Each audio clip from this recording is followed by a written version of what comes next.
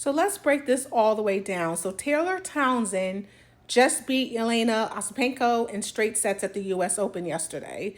And instead of shaking hands like a professional, Ostapenko walks up and says, "You have no class, no education. Let's see what happens when we play outside the United States." So while she's saying this, she's literally pointing at Taylor's face and jabbing her finger down toward her like she's trying to shrink her, put her in her place. That's not just disrespect, it's intimidation.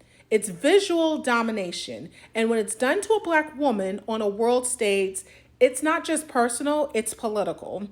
Telling a Black woman she has no education is not random. That's a dog whistle.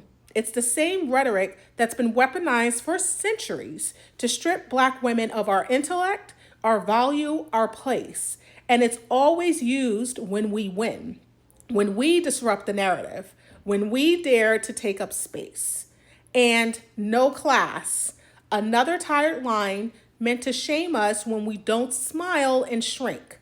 Townsend didn't gloat. She didn't disrespect anyone. She won. And suddenly that's a problem. So then when she says, "Let's see what happens when we play outside the United States," what are you really saying? That she only wins because of some imagined home court advantage? Or is it a warning that outside the United States, a Black woman like Townsend will get put back in her place? That's not a tennis critique. That's racialized language. That's veiled aggression. And in that moment, pointing in her face, speaking down to her, dripping with entitlement, it wasn't just about losing a match. It was about punishing a Black woman for daring to be excellent in a space that wasn't built for her. And through all of that, Townsend stood tall and said, "I'll let my racket talk." That is grace. That's composure. That is what real class looks like.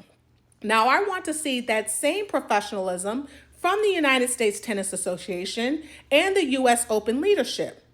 Ostapenko should be fined. There needs to be disciplinary action because when Black athletes are met with hostility, verbal or physical, and nothing is done, the message is clear. You're going to protect the game, but not the people in it.